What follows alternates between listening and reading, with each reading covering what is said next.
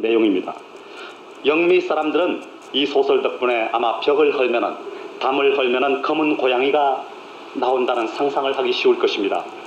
그러나 유대인들은 이 벽이나 담을 헐면은 뱀이 나온다는 상상을 하는 모양입니다. 아모스 5장 19절도 보니까 손을 벽에 대었다가 뱀에게 물림 같도다 그랬어요. 오늘 성경도 담을 허는 자는 뱀에 물린다고 말씀을 하고 있습니다. 담은 여러분 무엇을 의미하고 있습니까? 신앙의 담을 의미하는 것입니다. 시편 127편 1절을 보니까 여호와께서 성을 지키지 아니하시면 파수꾼의 경송함이 허사로다. 성을 쌓을 때 여러분 담을 쌓지 않습니까? 담으로 성을 쌓으면 그 내부가 평화로운 도시가 되는 것입니다. 마찬가지로 신앙의 담으로 성을 쌓아놓으면 우리 자아가 평화롭고 은혜로운 도성 새 예루살렘이 되는 것입니다. 그런데 이 신앙의 담을 허는 자가 있다. 그런 사람들은 뱀에 물리겠다는 것입니다. 뱀이 누굽니까 여러분? 요한계시록 12장 9절을 보니까 뱀은 마귀라고 말하고 있어요. 큰 용이 내어 쫓기니 옛뱀 곧 마귀라고도 하고 사단이라고도 하는 온 천하를 깨는 자라. 뱀은 마귀인 것입니다. 신앙의 담을 허는 자는 마귀에게 물린다는 것입니다. 우리는 날마다 담을 쌓고 있습니다. 신앙의 담을 쌓고 있는 사람들인 것입니다. 담을 쌓을 때는 털을 파고 물을 붓고 콘크리트로 기초를 튼튼히 놓아야 돼요. 그리고 견고한 재료를 사용해서 쌓아야 되는 것입니다. 우리는 무엇으로 신앙의 담을 쌓아야 될까요? 우리 마음속에 털을 파고 주의 보혈을 붓고 예수라는 돌로 기초를 튼튼히 놓고 말씀이라는 견고한 재료를 가지고 신앙의 담을 쌓아야만 되는 것입니다. 이처럼 담을 쌓아도 시원치 않을 판에 담을 걸다가 뱀에게 물리는 사람이 한 사람도 없어야 되겠습니다. 담을 헌다는 것은 견고한 담에서 돌을 하나씩 드러내는 것을 말하는 것입니다. 이것은 경건하게 살던 성도가 경건 생활이 조금씩 흐트러지고 죄에 빠져 들어가는 것을 말하는 것입니다. 이런 사람이 한 사람도 없어야 될 것입니다. 그 다음 세 번째 진리를 보십시다. 9절을 보니까 돌을 떠내는 자는 상한다는 것입니다. 담을 허는 자는 뱀에게 물린다는 것은 쉽게 상상을 할 수가 있어요. 그러나 그것은 뱀이 담 속에 숨어있다. 그것을 허는 순간 문다는 것입니다. 상상을 할 수가 있지요.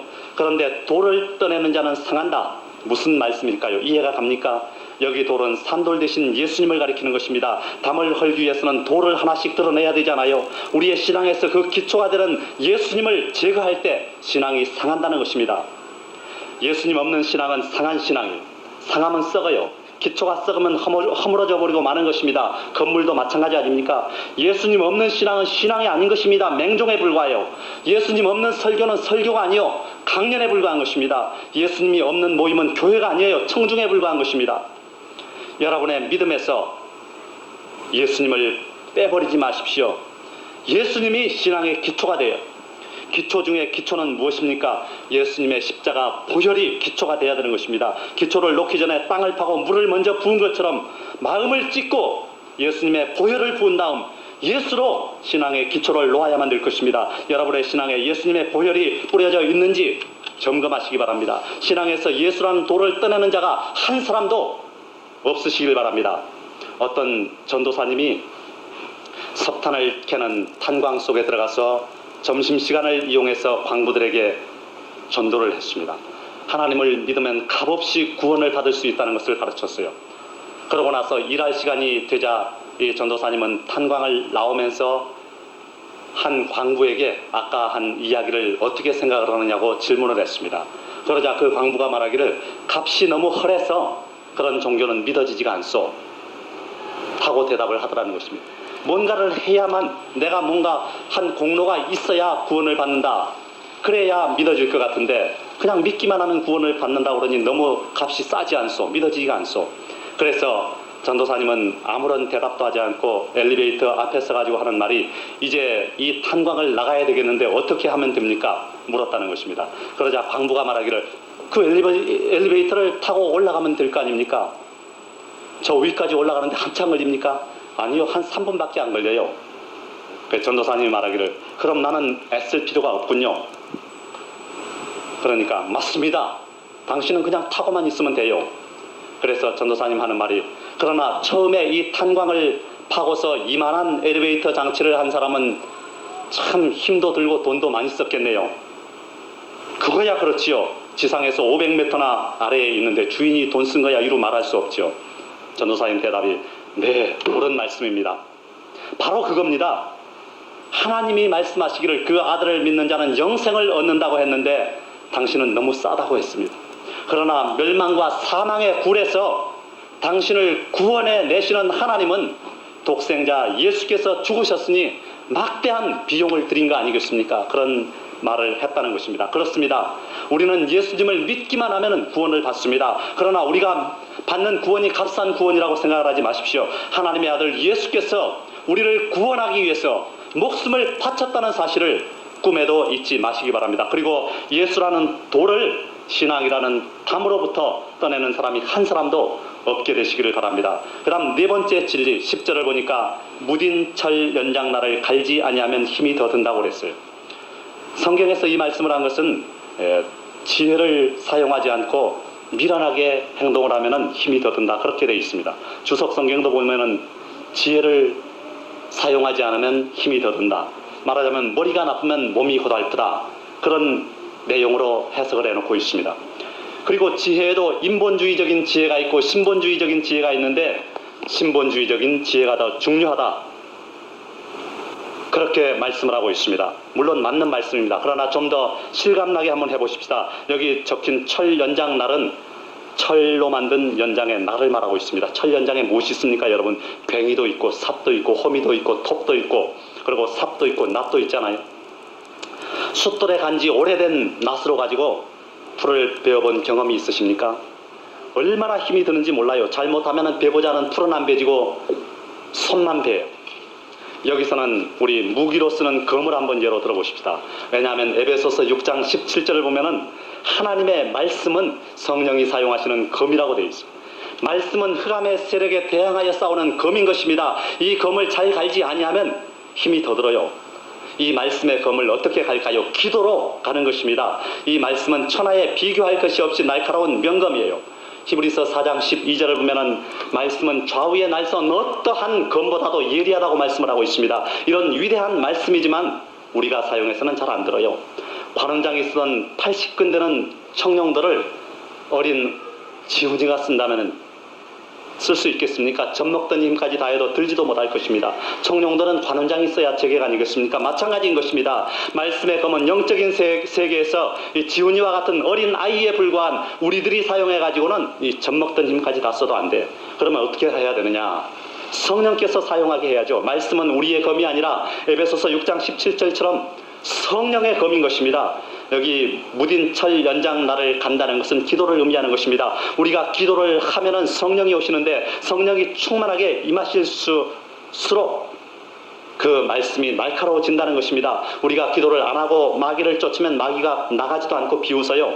그러나 우리가 기도를 하고 쫓으면은 무서워서 도망을 가는 것입니다. 우리가 기도를 많이 하면 할수록 말씀의 검도 날카로워지고 검을 쓰시는 성령님도 강하게 역사하셔요. 설교도 마찬가지인 것입니다. 기도를 안 하고 여기 올라오면은 말씀이 잘 안 나가요. 성도들이 졸고. 그러나 기도를 하고 올라오면은 말씀이 검이 돼서 여러분 가슴 속을 헤집고 다니는 것이 보여요. 여러분 무딘 철 연장날을 날마다 기도로 가는 여러분들이 되시기 바랍니다. 그럼 왜 그렇게 해야 되느냐? 사람은 장래 일을 알지 못하기 때문이라고 14절에 되어 있어요. 하나님이 인생을 지으실 때 장래 일을 알 수 없도록 만드셨어요. 오늘 밤에 주님이 재림하실지 그렇지 않으면 내일 내가 주님께로 가게 될지 아무도 몰라요. 또 오늘까지 전혀 믿을 것 같지 않던 사람이 내일 갑자기 하나님을 믿게 될지 알 수가 없는 것입니다. 14년 동안 절에 있으면서 법사로서 총무 일도 보고 그리고 절에 오는 신도들을 대상으로 불교 교리를 가르치던 이명식 씨라는 사람의 체험담입니다. 어느 날 두 여대생이 절에 올라와 가지고 법상 앞에 탑을 돌면서 그들끼리 대화를 나누고 있어. 그것을 이 사람이 들었습니다. 교회 다니는 친구의 권유로 교회를 가게 됐는데 설교하는 목사가 하는 말이 불교의 막 허구성을 폭로를 하고 교리를 비판하면서 하는 말이 불교는 고행이나 수양을 해서 돌을 닦는 일종의 철학 사상에 불과하다는 구원도 내세도 없을 뿐만 아니라 종교도 아니래. 그런 대화를 하더라는 것입니다. 이 말을 들은 이명식 씨는 자신이 젊음과 생명을 바쳐서 천상천하에서 가장 심오하고 유일무이한 진리로 믿고 있던 한 사람의 불제자로서 그 말을 듣고 도저히 견딜 수가 없더라는 것입니다. 그래서 자기가 기독교를 공격하고 반박해가지고 불교를 지키겠다는 결심으로 큰 스님의 허락을 얻어서 그날부터 절에서 성경을 읽기 시작했습니다. 수염도 깎지 않고 세수하는 것도 잊어버린 채 간신히 연명할 정도로 식사만 하면서 하루 서너 시간 잠자는 것 외에는 열심히 성경을 읽었다는 것입니다. 어느덧 70번을 꼬박 읽고 나니까 자신도 모르는 사이에 자기 가슴 속에 그냥 예수님을 구주로 영접해버리고 말았습니다. 그래서 절에서 내려와서 신학교에 입학을 했다는 거예요. 하나님의 그 심오한 뜻을 사람이 헤아려서 알 수가 없는 것입니다. 전도서 10장 14절을 보면 사람이 장래일을 알지 못하나니 신후사를 알게 할 자가 누구이냐. 장래일을 알게 할 자가 누구이냐. 또 전도서 7장 14절을 보면 하나님이 사람으로 장래일을 능히 헤아려 알지 못하게 하셨느니라 그랬어요. 사람으로서는 내일을 알 수가 없는 것입니다. 인생은 미로 찾기와도 같아요. 미로를 더듬어 가다 보면 모두 다 사문으로 빠져버리고만 생문은 오직 한 줄밖에 없는 것입니다. 내 마음 내키는 대로 내 마음대로 살면 영락 없이 예외 없이 누구나 사문에 이르는 것입니다. 그러나 하나님의 말씀대로 살면 하나님이 제시하신 길을 따라가면 생문에 이르게 되는 것입니다. 모두 다 하나님의 말씀대로 살아서 생문, 천국문에 이르게 되시기를 주님의 이름으로 간절히 부탁을 드립니다. 시편 1편 6절을 보면 대저 의인의 길은 여호와께서 인정하시나 악인의 길은 망하리로다 그랬어요. 또 시편 2편 11절에서 12절을 보면 여호와를 경외함으로 섬기고 떨며 즐거워할지어다. 그 아들에게 입맞추라. 그렇지 아니하면 진노하심으로 너희가 길에서 망하리니 그 진노가 급하심이라. 여호와를 의지하는 자는 다 복이 있도다 그랬어요. 또 시편 4편 8절을 보면 내가 평안히 눕고 자기도 하리니 나를 안전히 거하게 하시는 이는 오직 여호와시니이다. 그렇게 말씀을 하고 있습니다. 여러분, 인생에 폐단이 있다고 해서 한탄하지 마십시오. 오히려 최후 심판은 아직 남아 있습니다. 그 결과 의인은 생명의 부활을, 악인은 심판의 부활을 할 것이라는 것을 잊지 마시기 바랍니다. 그리고 인생이 힘들고 고난이 겹쳐도 복음성가 가사처럼 주님이 내 손을 붙잡고 나를 인도해 주시기를 기도하는 마음으로 살아가십시오. 그럴 때 하나님이 반드시 여러분과 함께 해주시고 여러분의 손을 붙잡고 인도해 주실 것입니다. 기도하시겠습니다. 거룩하신 하나님 아버지, 이 세상에는 선악이 함께 공존을 합니다. 우리는 선만 있기를 원하지만 세상은